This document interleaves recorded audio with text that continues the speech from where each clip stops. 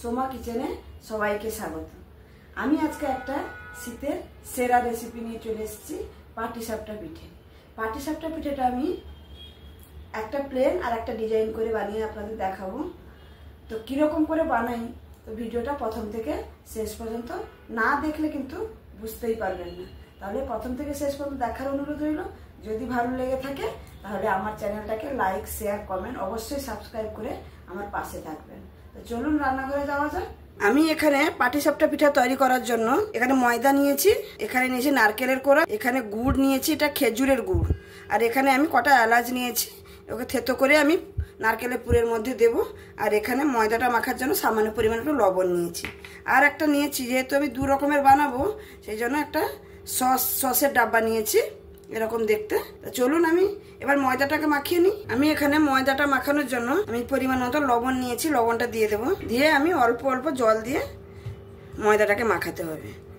এখানে কিন্তু একসঙ্গে বেশি জল ঢেলে দেবেন না, তাহলে ময়দাটা কিন্তু পাতলা হয়ে যেতে পারে। এবার আমি অল্প অল্প জল দিয়ে ময়দাটাকে মাখব।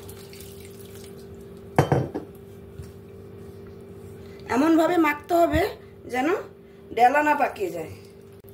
দেখুন আমি ব্যাটারটা কি সুন্দর করে আর কতটা পাতলা আর মোটা দেখে নিশ্চয়ই বুঝতে পারছেন যে বেশি মোটাও না আর বেশি পাতলাও না। এবার আমি নারকেলের পুরটা বানিয়ে নেব। নারকেলের পুরটা বানানোর জন্য আমি এখানে একটা কড়াই নিয়ে নিয়েছি আর গ্যাসটা জ্বালিয়ে নিয়েছি। এবার আমি নারকেল যেটা কুড়িয়ে রেখেছি কড়াইয়ের মধ্যে দিয়ে দেব।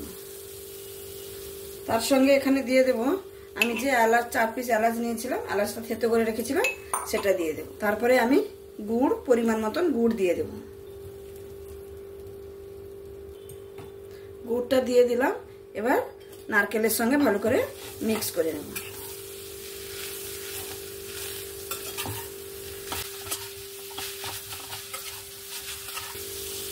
আপনারা যে যেরকম মিষ্টি খেতে পছন্দ করেন সেরকমই দেবেন। ভালো করে মিক্স করে নিই।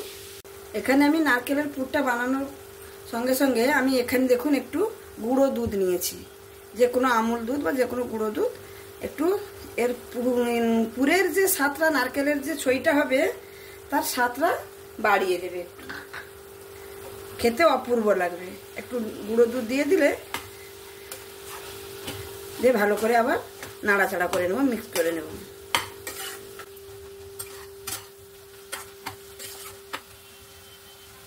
দেখুন বন্ধুরা, আমার এখানে নারকেলের পুরটা আমি রেডি করে নিয়েছি। প্রায় 5 থেকে 10 মিনিটের মতন আমি এরকম অনবরত নাড়াচাড়া করেছি।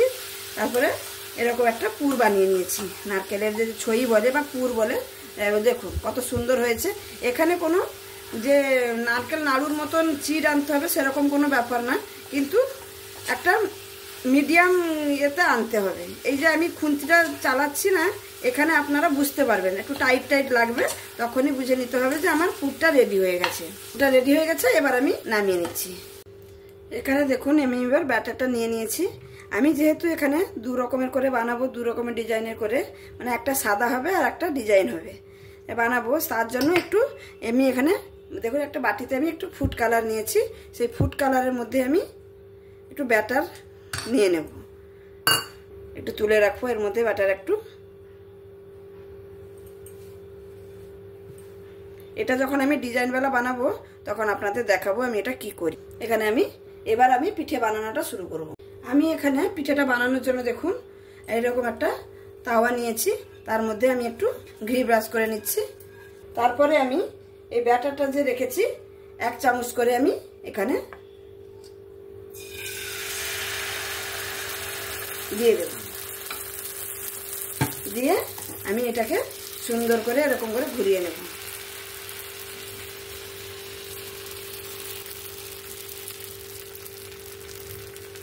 দেখুন সুন্দর করে ঘুরিয়ে নিয়েছি। এবার এটাকে আমি হতে দেব। এখানে আমি পুরটা দিয়ে দেব, এই অবস্থাতে পুরগুলো দেব।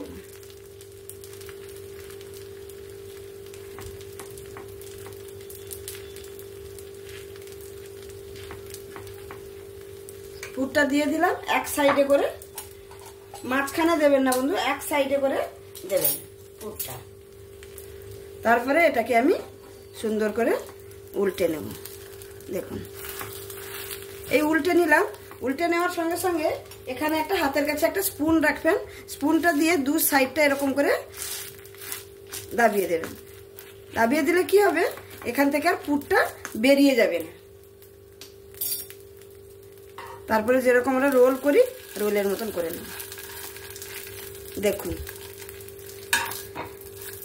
কত সুন্দর আমার হয়ে গেল একটা পিঠে।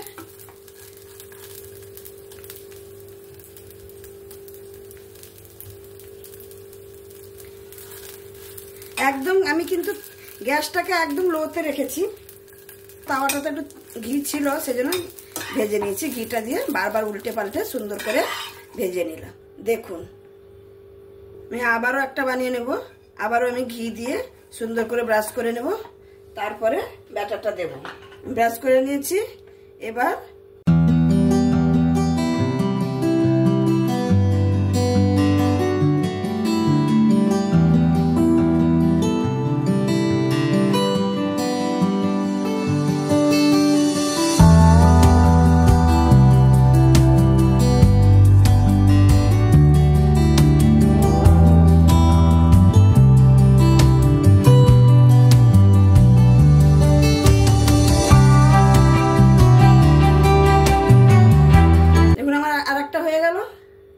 এরকম করে আমি সবগুলো বানিয়ে নেব। আমি যে ব্যাটারটাকে তুলে রেখেছিলাম সেটাকে একটা ফুড কালার দিয়ে আমি ভালো করে এগুলো মিক্স করে নেব। দেখুন এখানে একটা আমি সুন্দর কালার করে নিয়েছি। এটা ভালো করে মিশিয়ে নেব এই ব্যাটারের সঙ্গে। মিশিয়ে নিয়েছি। এবার যেই আমি বোতলটা রেখেছিলাম সেই বোতলটার মধ্যে আমি ঢেলে নেব। এখানে দেখুন আমি এই ডাবাটার মধ্যে আমি সব ঢেলে নিয়েছি মিক্স করে। এবার আমি কি করে বানাই সেটা আপনারা দেখতে থাকুন। প্রথমে আমি যেটা করব, একটু সেম প্রসেস, আমি একটু এখানে ঘি ব্রাশ করে নেব। এবার যেটা করব, আমি যে ব্যাটারটাকে গুলিয়ে রেখেছি এর মধ্যে এখানে আমি একটা ডিজাইন করে দিয়ে দেব। দেখুন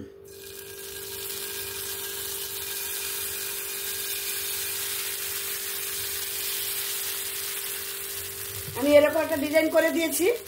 এবার ডিজাইন করে দেওয়ার পরে এটা যতক্ষণ না একটু টাইট হয়ে যাচ্ছে ততক্ষণ একটু অপেক্ষা করতে হবে। তারপরে আমি যেটা নর্মাল ব্যাটার, সাদা ব্যাটারটা, সেটা আমি এর উপরে দিয়ে দেব।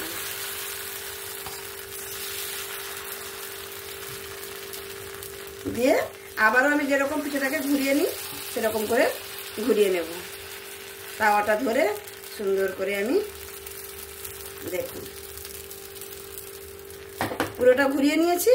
এবার আমি এর মধ্যে পুর দিয়ে দেব।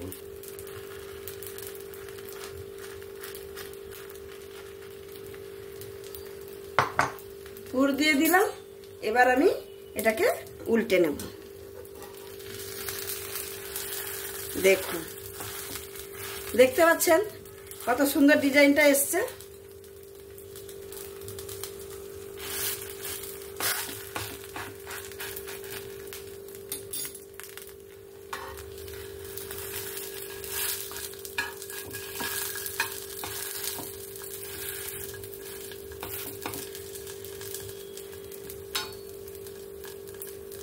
এর উপরে আমি একটু ঘি ব্রাশ করে দেব। দিয়ে একটু 1 মিনিটের মতন ভেজে নেব।